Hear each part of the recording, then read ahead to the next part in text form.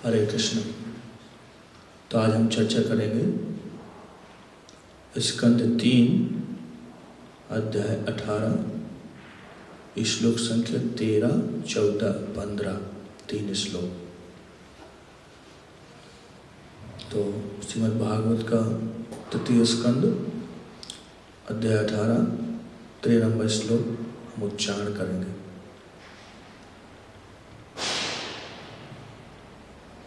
शब्दार्थ बोलिएगा मेरे पीछे। मैत्रेय उवाच सोऽधिक्षिप्तो भगवता उपलब्धश्च रुषा भृशम् आजहारोल्बणं क्रोधं क्रीड्यमानो अहिराडिव। शब्दार्थ।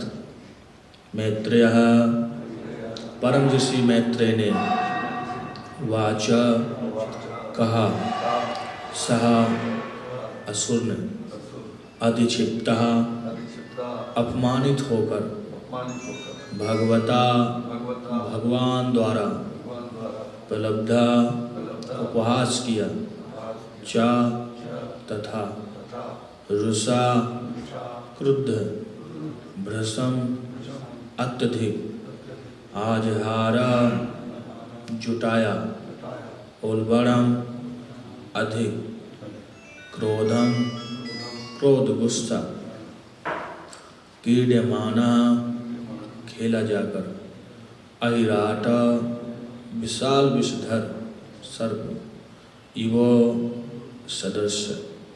अनुवाद तात्पर्य श्री भक्तिवेदांत स्वामी श्री प्रभुपाद जगत गुरु श्री प्रभुपाद की जय। श्री मैत्रेय ने कहा, जब श्री भगवान ने उस राक्षस को इस प्रकार ललकारा तो वह क्रुद्ध और क्षुब्ध हुआ और क्रोध से इस प्रकार कांपने लगा जिस प्रकार छेड़ा गया हुआ विषधर सर्प। मेरे पीछे बोलिए। श्री मैत्रेय ने कहा, जब श्री भगवान ने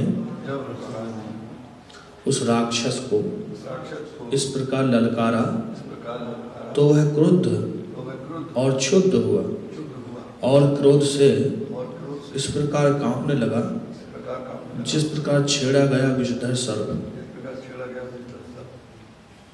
तात्पर्य। सामान्य पुरुषों के समक्ष नाग सर्प अत्यंत डरावना हो जाता है, किंतु सपेरे के समक्ष तो वह खेलने की वस्तु बन जाता है। इसी तरह भले ही कोई असुर अपने प्रभाव क्षेत्र में कितना ही शक्तिशाली क्यों न हो, किंतु भगवान के समक्ष वह निरीह होता है। रावण देवताओं के समक्ष अत्यंत भयावना व्यक्ति था, किंतु जब वह भगवान रामचंद्र के समक्ष आया तो कांप रहा था और उसने अपने देव शिव जी से प्रार्थना की, किंतु कोई लाभ नहीं हुआ। मैं आपको श्लोक 14-15 का भी अनुवाद तात्पर्य सुनाएंगे। सृजन्य अर्षिता शाश्वन मन्यु प्रचलित इंद्रिय आसाद्य तरसा दैत्यो गदया ग्रहण गदया नेहन धरे। क्रोध के मारे सारे अंगों को कपाते तथा फुफकारता हुआ राक्षस तुरंत भगवान के ऊपर झपट पड़ा और उसने अपनी शक्तिशाली गदा से उन पर प्रहार किया। भगवान तो गदया वेगम विशिष्टम रिपोणोसी आवंचैतरिनो योगारूढ़ इवांतकम। किंतु भगवान ने एक और सरक कर शत्रु द्वारा अपने वक्षस्थल पर चलाई गई गदा के प्रखर प्रहार को उसी प्रकार झुठला दिया जिस प्रकार सिद्ध योगी मृत्यु को चकमा देता है। तात्पर्य। यहाँ यह उदाहरण दिया गया है कि परम योगी प्राकृतिक नियमों के प्रदत्त मृत्यु को भी जीत सकता है। भगवान के दिव्य शरीर पर शक्तिशाली गदा से प्रहार करना असुर के लिए निष्प्रयोजन होता है, क्योंकि भगवान के सौर से कोई पार नहीं पा सकता। सिद्ध योगी प्रकृति के नियमों से मुक्त होते हैं, अतः उन पर मृत्यु का भी बस नहीं चलता।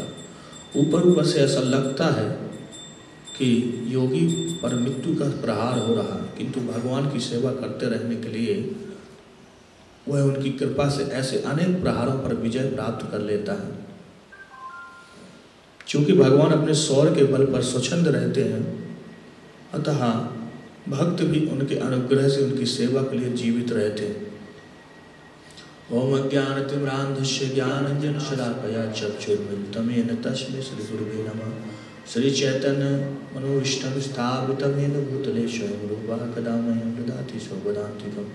वन्देऽहं श्रीगुरुं श्रीयुतपदकमलं श्रीगुरून् वैष्णवांश्च श्रीरूपं साग्रजातं सहगणरघुनाथावतं तं सजीवं सावधूतं सावधूतं परिजनसहितं श्रीकृष्णचैतन्यदेवं श्रीराधाकृष्णपादान् सहगणललिता श्रीविशाखान्वितांश्च।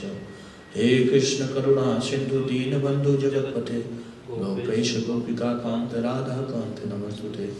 तप्त कांचन गौरांगी राधे वृंदावनेश्वरी विश्वानुसुते देवी प्रणमामि हरिप्रिये। वाञ्छाकल्पतरुभ्यश्च कृपा सिन्धुभ्यैव च पतितानां पावनेभ्यो वैष्णवेभ्यो नमो नमः।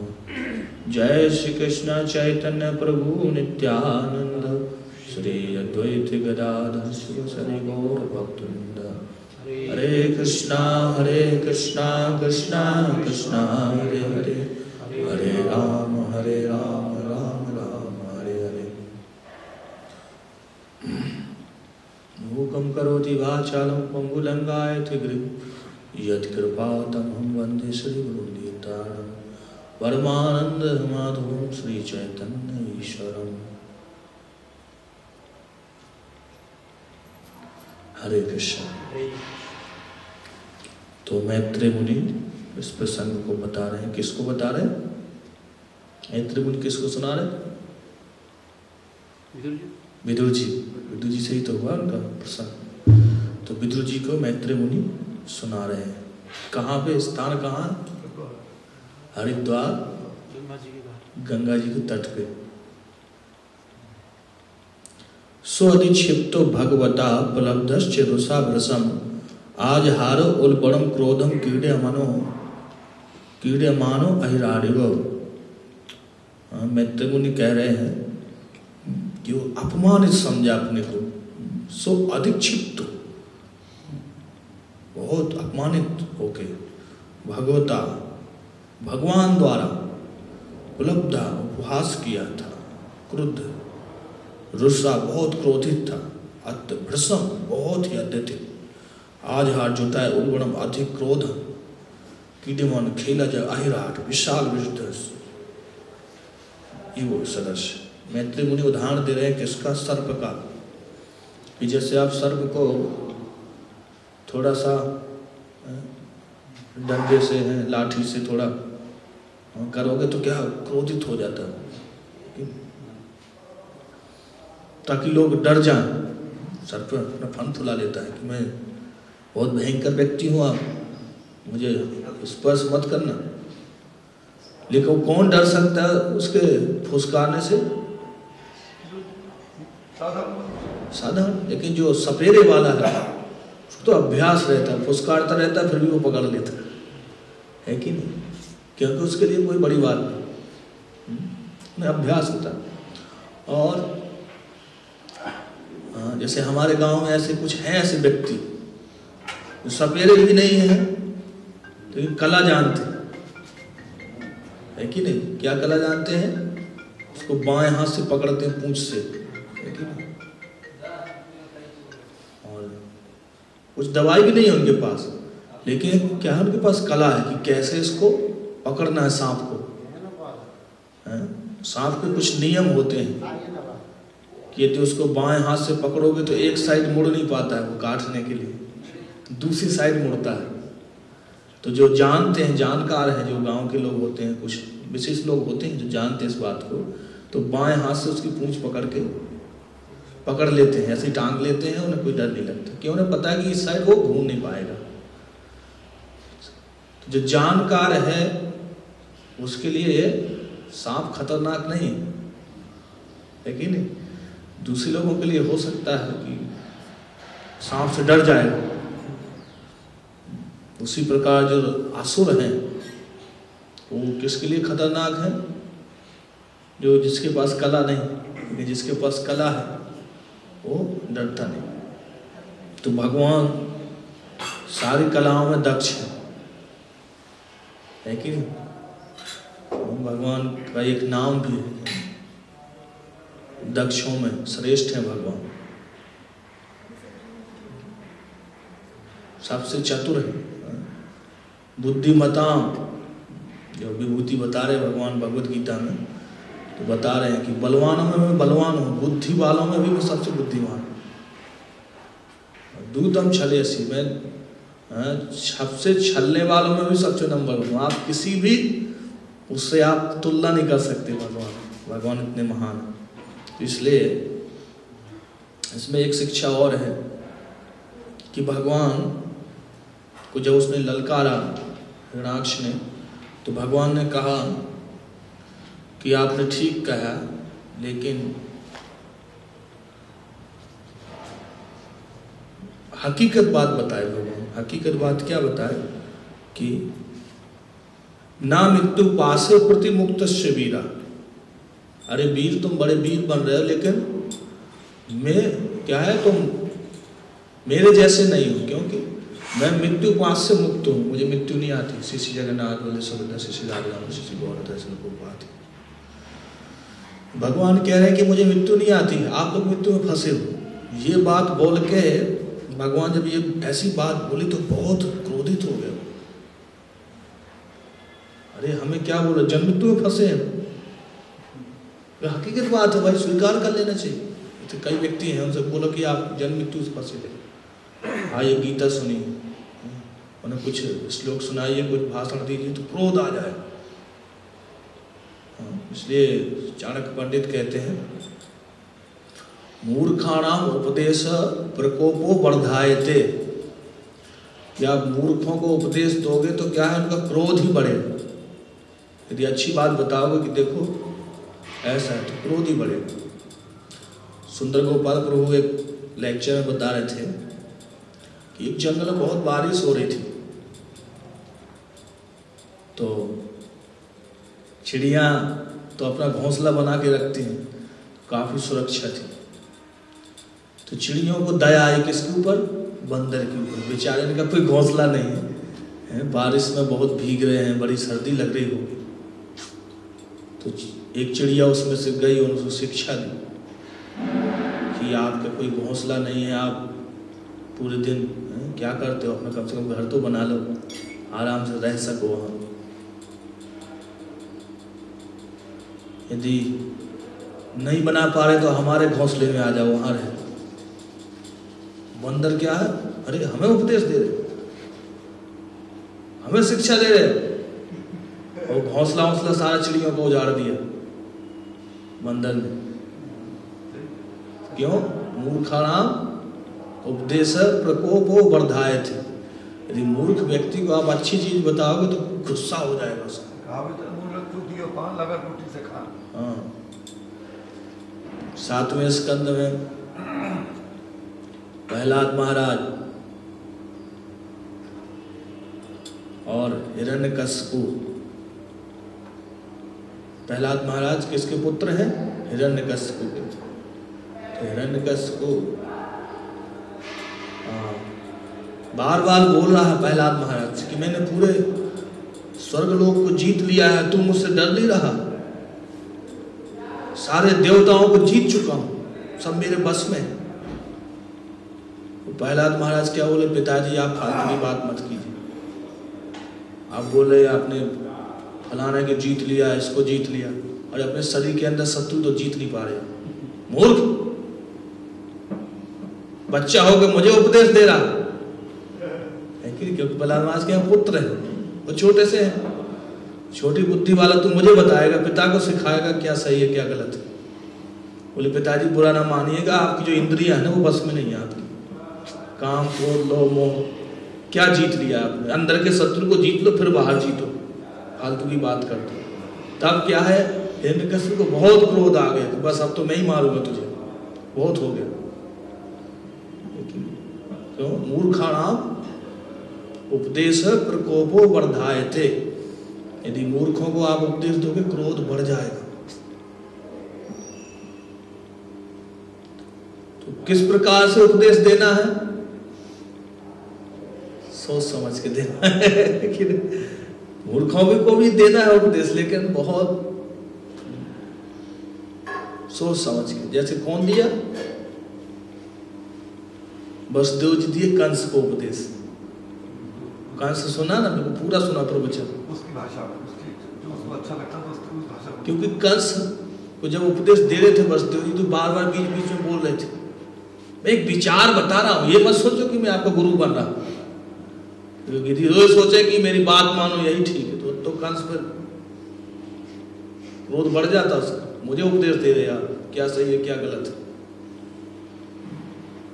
इसलिए गीता में 17वें अध्याय में कहा गया कि जो वाणी की तपस्या है वो क्या है? सत्य बोलना, लेकिन मीठा बोलना। उद्वेगम कर्म वाक्य, ऐसा मत बोलिए जिससे उद्वेग हो जाए व्यक्ति, तो बड़ी मिठास से बोलना। जैसे किसी की आंख फूट गई कि एक आंख नहीं है, आपने क्या बोल दिया उसको? एक काने। कैसे फूट गई थी आंख? वो उठा के पटक देगा, बाद में उत्तर देगा वो, है कि नहीं?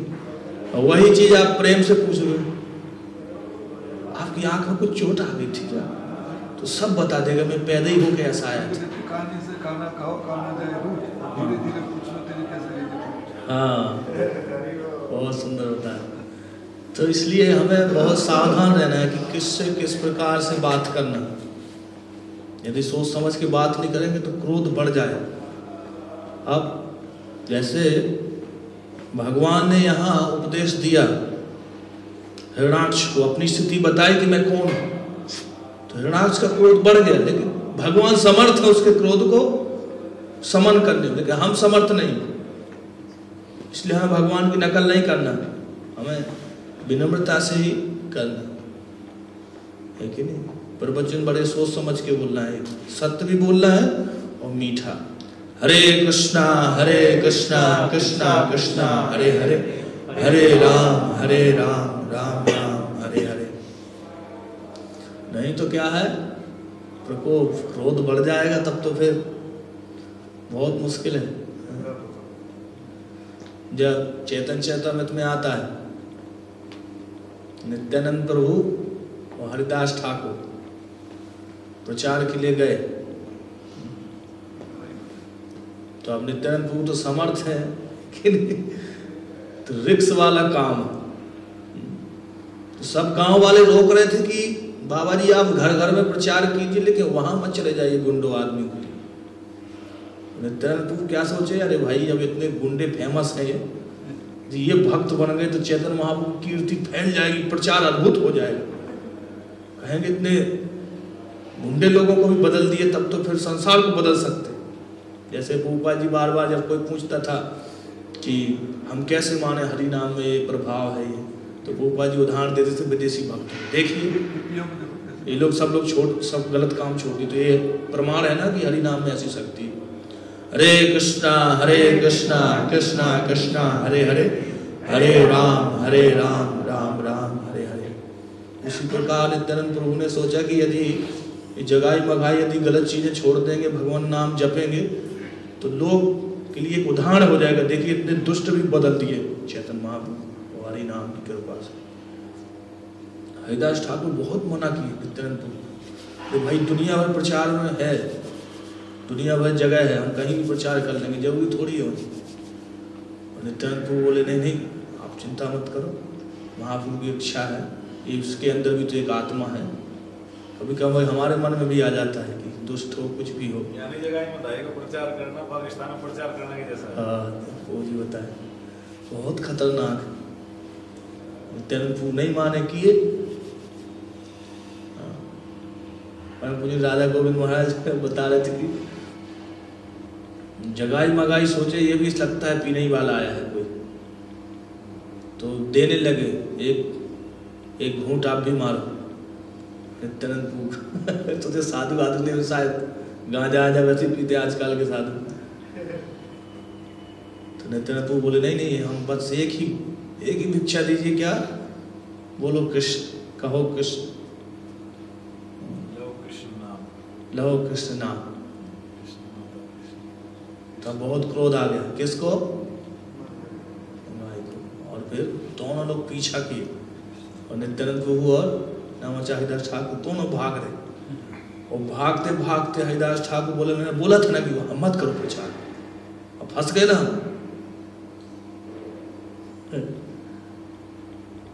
तो मूर्खों के यदि उपदेश देंगे तो क्रोध बढ़ जाए, लेकिन अब नित्यानंद प्रभु समर्थ हैं तो दे दिए वो, लेकिन हम लोगों के लिए खतरा है, तो हमें सावधान रहना चाहिए। ये नहीं अब हम भी नित्यानंद प्रभु बनेंगे, बंदूक तान दिया है मारने के लिए, आप फिर भी सावधान मिठास से। इसलिए प्रभुपाद जी एक जगह कहते हैं कि यदि हमें लगे कि यहाँ प्रचार बहुत खतरनाक स्थान है प्रचार के लिए, तो हमें वहाँ प्रचार नहीं करना चाहिए। बहुत ऐसी जगह है जहाँ प्रचार कर सकते हैं। फिर दूसरा है जी, गुरु की आज्ञा है तब फिर डट जाना चाहिए, लेकिन गुरु की आज्ञा से करोगे तो कोई डर नहीं। जैसे प्रभुपाद जी ने चाइना में गए, हाँ, शिष्यों को पाकिस्तान भेजा था, 2 शिष्यों को, क्या नाम था उनका, गर्ग मुनि और ब्रह्मानंद, पाकिस्तान भेजे थे। और पाकिस्तान में भेजे और पेपर में, अखबार में खबर आई कि पाकिस्तान के पुलिस वाले हैं या आतंकवादी, उन्होंने 2 साधुओं को मर्डर कर दिया। तो प्रभुपाद जी रोने लगे, उन्हें लगा कि लगता है मेरे शिष्य मारे गए। 2 हरे कृष्णा मिशनरी से बहुत दुख हुआ। वास्तव में वो बहुत रक्षक ही है भगवान। जब गर्ग मुनि और ब्रह्मानंद वापिस आ रहे थे तो बंदूक लगा लिए थे पाकिस्तानी पुलिस। जैसे ही वो बंदूक लगाए तो ये अपनी बंदूक से तैयार किए, क्या किए, ये भी अपनी गन चलाना शुरू किए। हरे कृष्णा कृष्ण कृष्ण हरे हरे, हरे राम राम राम हरे हरे। वही उनकी चेतना बदल गई। बोले ठीक है, इस बार छोड़ देते, अगली बार नहीं दिखना। बोले ठीक है, जान बचे तो लाखों पाए। तो हरि नाम यदि हम खतरे में भी जप कर रहे हैं तो भी हमारी रक्षा हो जाएगी। हरे कृष्णा कृष्ण कृष्ण हरे हरे, हरे राम राम राम हरे हरे। तो बहुत ही सावधान, कब किसको कितना बोलना है, बड़े सोच समझ के। गीतामृत प्रभु जी बताए थे कि यदि हम मंगला आरती में आते हैं और नाम जप करते हैं, भागवत सुनते हैं, तो हमारे अंदर सतोगुण बढ़ता है। सतोगुण बढ़ने से हम जब भी बोलेंगे सोच समझ के बोलेंगे, है कि नहीं। तो मॉर्निंग प्रोग्राम बहुत ज़रूरी है, इससे हमारी बुद्धि काम करती ठीक ठीक। यदि नहीं करेंगे तो रजोगुण तमोगुण क्या है, अज्ञानता है, कुछ भी बोल सकते हैं किसी को बिना सोचे समझे। तो बहुत सावधान रहेंगे। फिर भगवान कह रहे हैं, मैत्री मुनि बता रहे हैं, सृजन अमर्षिता,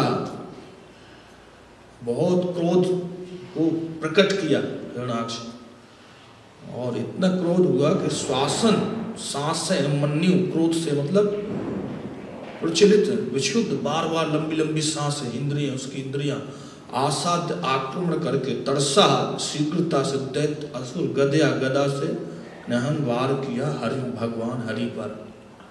तो क्रोध में क्या है, पूरा शरीर बिल्कुल विचलित हो जाता है।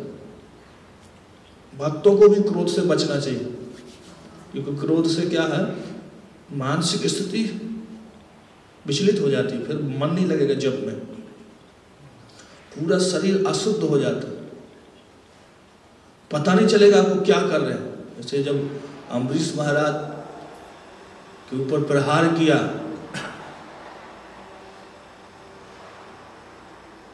क्या नाम था, दुर्वासा मुनि। दुर्वासा मुनि इतने क्रोध में आ गए कि उन्हें इतना भी मालूम नहीं चला कि मैं जटा उखाड़ रहा हूं अपनी। भाई जटा उखाड़ने में दर्द होगा ना, आप अपना बाल उखाड़ो दर्द होगा ना, और जटा में तो कई बाल होते हैं, एक साथ 50, 30, 100 भी हो सकते, और उस जटा को उखाड़ना दर्द नहीं होगा, बहुत दर्द होगा। लेकिन क्रोध में दिखता नहीं है कहाँ दर्द है क्या, क्योंकि क्रोधात स्मृति प्रशांत बुद्धि नाश, बुद्धि नष्ट हो जाती, काम नहीं करता दिमाग। दुर्वासा मुनि को समझ में नहीं आया कि इस जटा को उखाड़ने से मुझे ही दर्द हो, कि क्रोध के कारण ना, कि क्या करूं इसको। दयालाल पूरी अच्छी तरह से एक्टिंग कर लेते, तो क्रोध में मतलब इतना लाल पीले हो गए दुर्वासा ऋषि, तुरंत अपनी जटा उखाड़ के पटक दिए। तो बहुत सावधान रहना चाहिए, क्योंकि क्रोध में समझ में नहीं आता सही क्या है गलत क्या।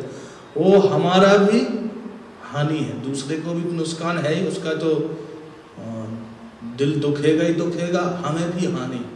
बताते पहले हमको नुकसान होता है क्रोध से, जब हम पहले जलते हैं क्रोध से, फिर दूसरा जलता है, तो दूसरे को जलाते, पहले तो स्वयं जल जाते हैं, है कि नहीं।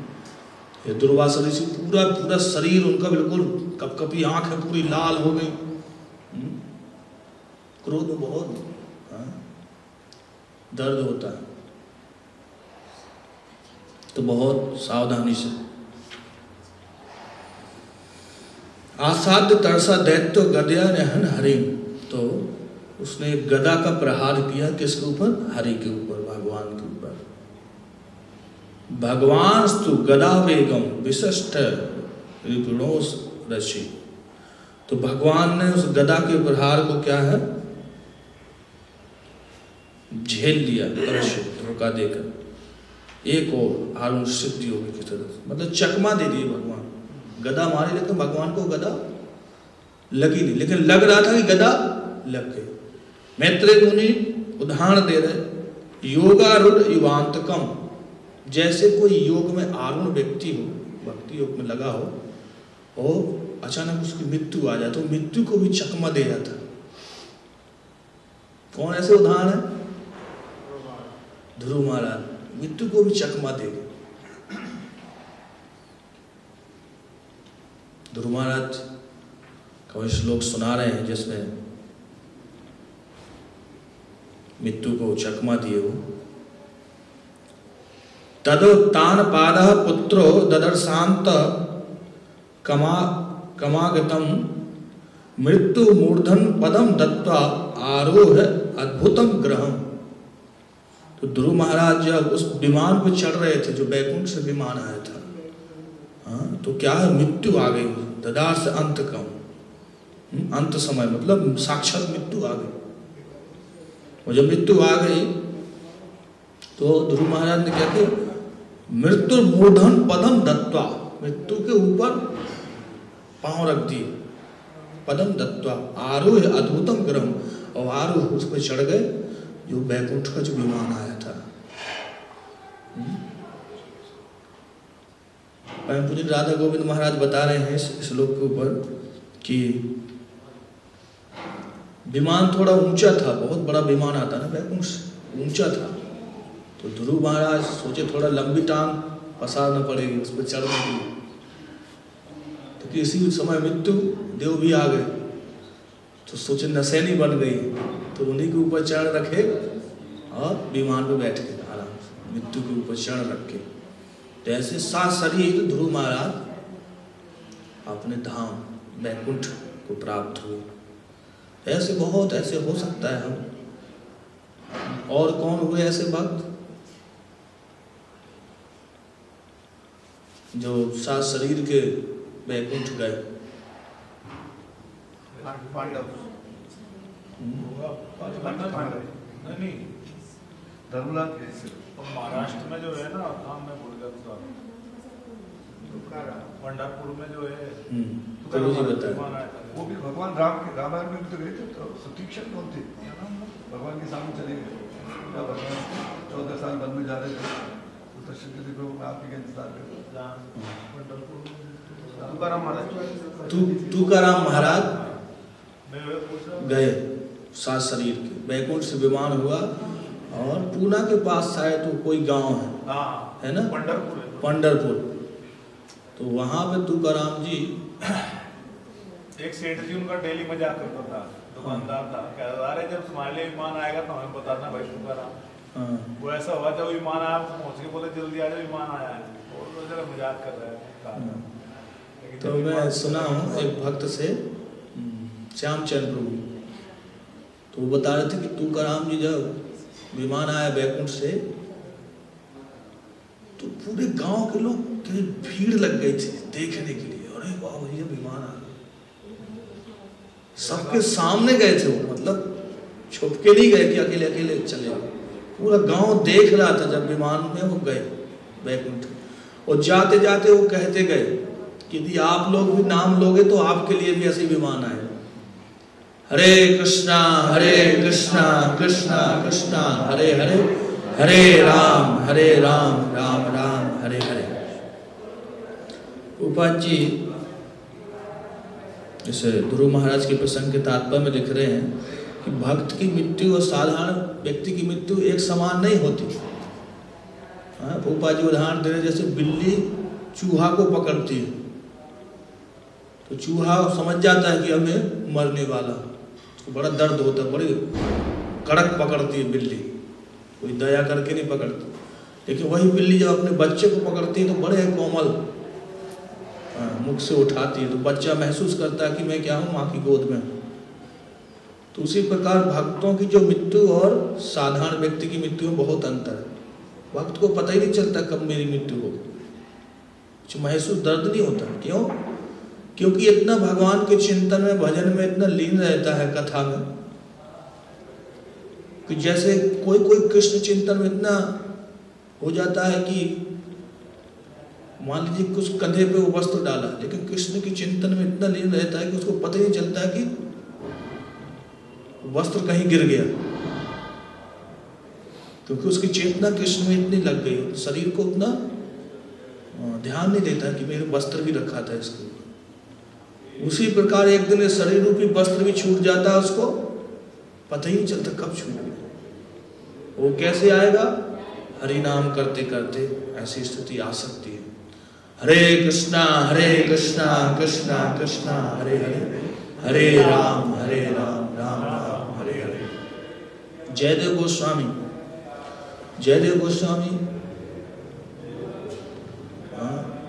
ये चोर थे, चोरों ने उनके हाथ पांव काट के कुआं में डाल दिए, लेकिन फिर भी क्या है, हरि नाम ले रहे हैं, रो नहीं रहे हैं कि अब मुझे बहुत दर्द हो रहा, जब बाद में होगा, आज जब नहीं कर पाऊंगा, आज ये सेवा नहीं कर पाऊंगा, मेरे शरीर में बहुत दुख रहा है मेरा शरीर, ऐसा नहीं बोले। क्या है?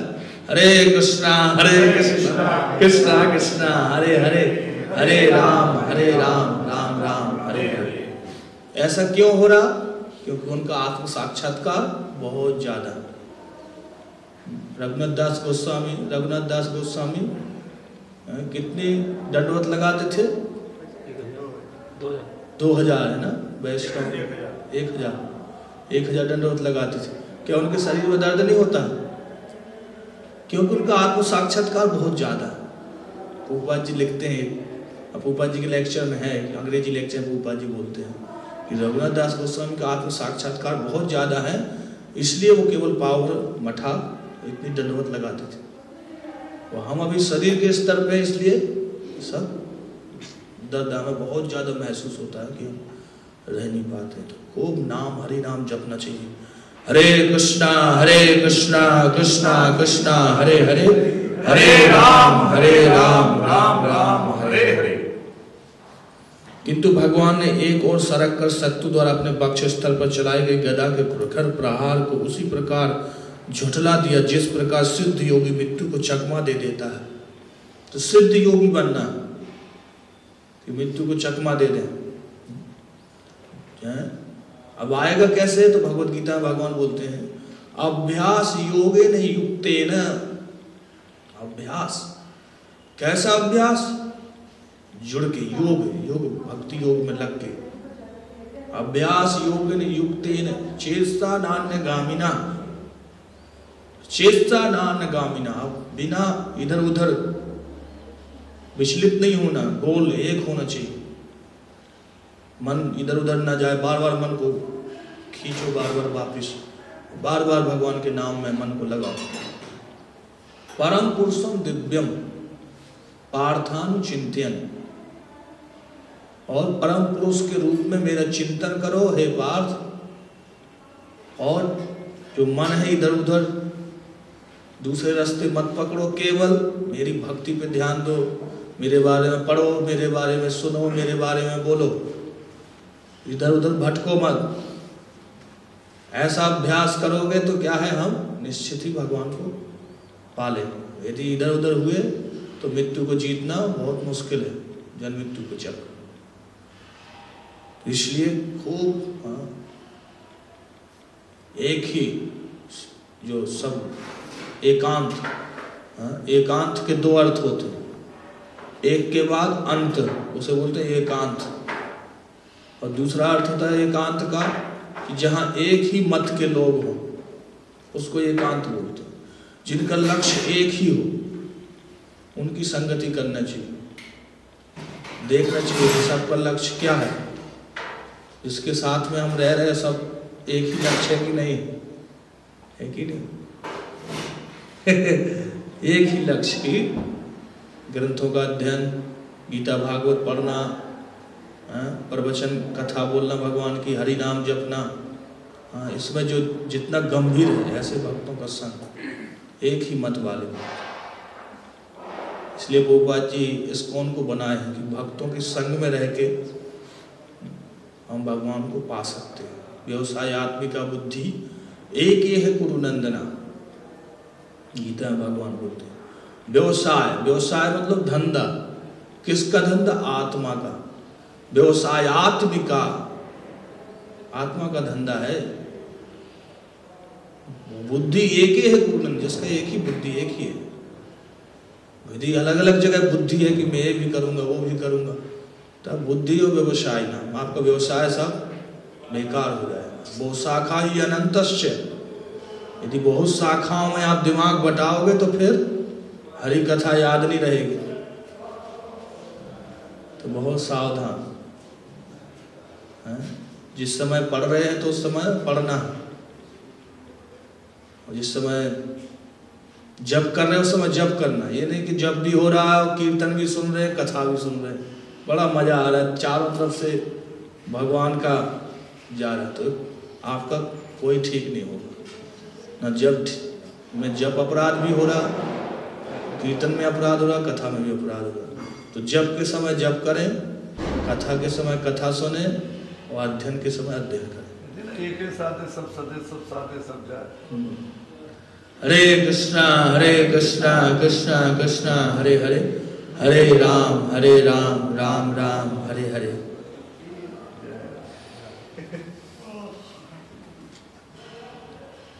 तात्पर्य पढ़ देते हैं प्रभुपाद जी का। यहाँ उदाहरण दिया गया है कि परम योगी प्राकृतिक नियमों से प्रदत्त मृत्यु को जीत सकता है। भगवान के दिव्य शरीर पर शक्तिशाली गदा से प्रहार करना असुर के लिए निष्प्रयोजन होता है, क्योंकि भगवान के सौर से कोई पार नहीं पा सकता। सिद्ध योगी प्रकृति के नियमों से मुक्त होते हैं, अतः उन पर मृत्यु का भी बस नहीं चलता। जितनी प्रकृति के नियम हैं वो भगवान उन नियमों से परे हैं, और जो सिद्ध योगी हैं, जो भक्ति में बहुत बढ़ चढ़ गए, वो भी नियम, उनके ऊपर भी प्रकृति के नियम काम नहीं करते। जैसे 3 गुण है, रजोगुण तमोगुण सतोगुण, जो तीनों गुणों से ऊपर चला गया है उस पर ये प्रभाव नहीं पड़ता उससे।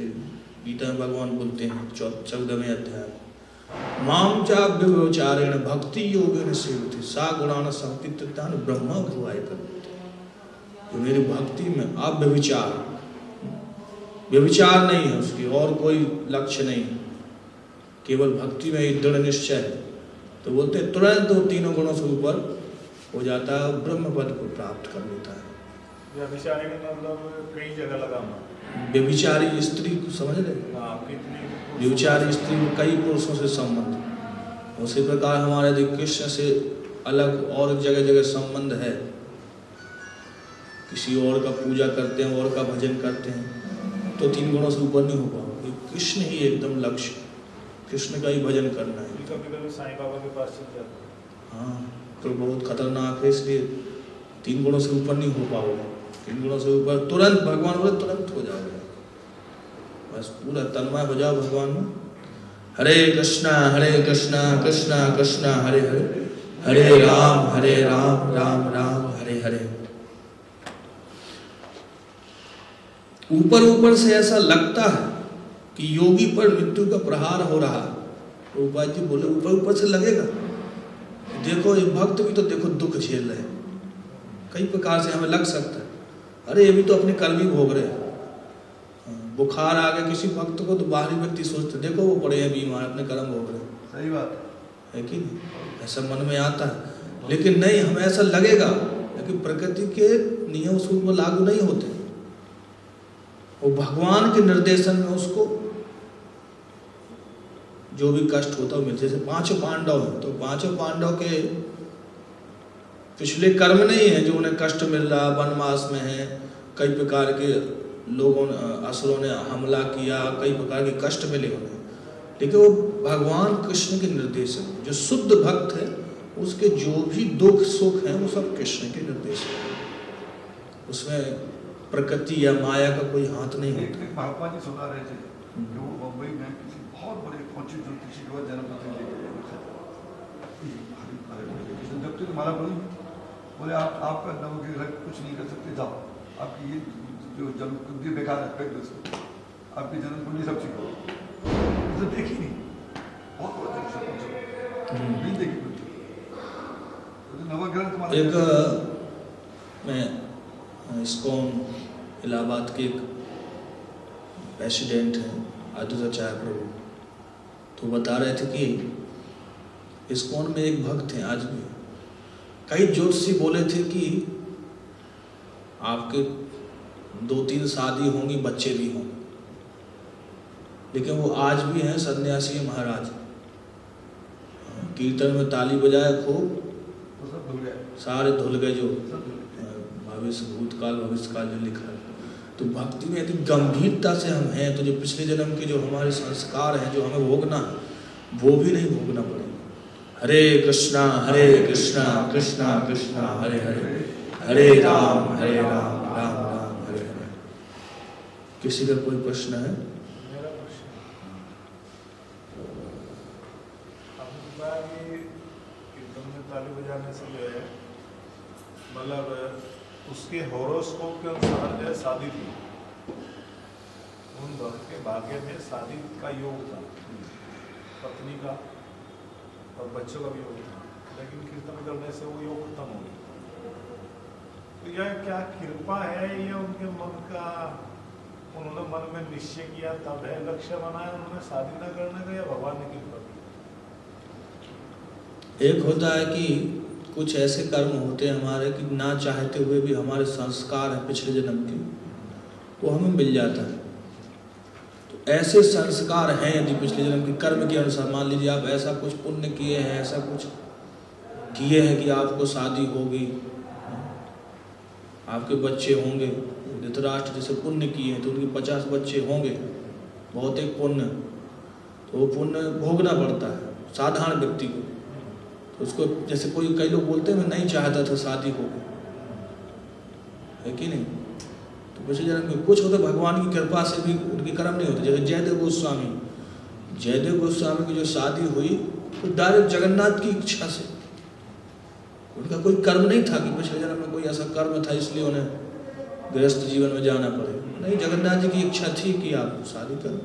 तो कुछ होते हैं जो भगवान डायरेक्ट अपने भक्त के लिए ये चीज़ें दे देते हैं, कुछ होते हैं कि हमारे पिछले कर्म। लेकिन यदि पिछले कर्म संस्कार की वजह से यदि शादी हो रही है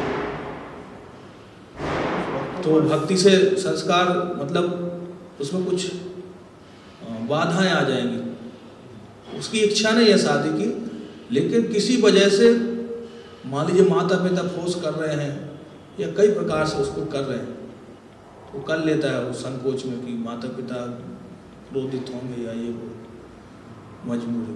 जैसे रघुनाथ दास गोस्वामी, उनकी इच्छा नहीं थी शादी की, लेकिन माता पिता ने जबरदस्ती शादी कर दी। वो कहाँ रहे, घर छोड़ के फिर चले गए वापस। गोस्वामी की शादी में कोई घर छोड़ गया था ना? हाँ, कौन छोड़ गया था? पिताजी थे। नहीं, लड़की का पिता क्या कोई राजा था?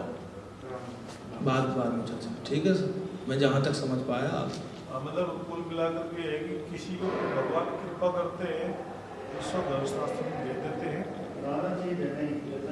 और किसी के ऊपर भगवान कृपा करते हैं उसका धर्मशास्त्र छुपा देते हैं।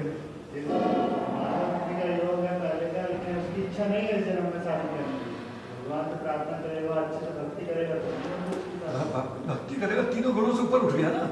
भक्ति करेगा, उसकी इच्छा भी नहीं।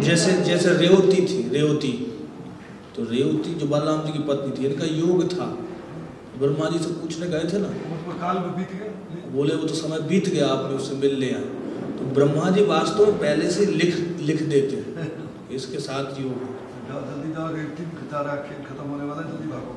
और भागवत में महाराज से सुना हूँ कि ईश्वर द्वारा जो बनाया हुआ मित्र है वो पत्नी है, वो वास्तव में विधाता ही बनाते हैं अलग अलग। मान लीजिए कई बार देखे आपकी, हम कई बार उससे संबंध बना चुके, लेकिन एन मौके पे शादी टूट जाती है। क्यों? क्योंकि उनके साथ हमारे योगी नहीं। तो इसलिए ऐसे भी यदि हमारे भाग में कोई पत्नी है तो हमें भगवान का खूब भजन करके गंभीर रहेंगे और बचना चाहेंगे तो टल जाएगा। मृत्यु भी टल जाती है तो क्या नहीं है, क्यों नहीं टल सकती? मृत्यु सबसे बड़ा खतरा है ना। वैसे भी कई भक्तों के जीवन में व्यक्तिगत रूप से देखा गया है कि उनकी इच्छा भी रही है कि हम गृहस्थ आश्रम में चले जाएं, लेकिन फिर भी गुरु भगवान गुरु के माध्यम से मना करा देते हैं। ऐसे कई भक्तों का हमने व्यक्तिगत जीवन देखा है। इसका देख लो, इसका उन्होंने जबरदस्ती की भी, लेकिन फिर भी नहीं चल पाई। भाई अपने प्रधानमंत्री के देख लो, मोदी का। ठीक है। ग्रंथराज श्रीमद् भागवतम की, श्रील प्रभुपाद की, और परिवृंदे।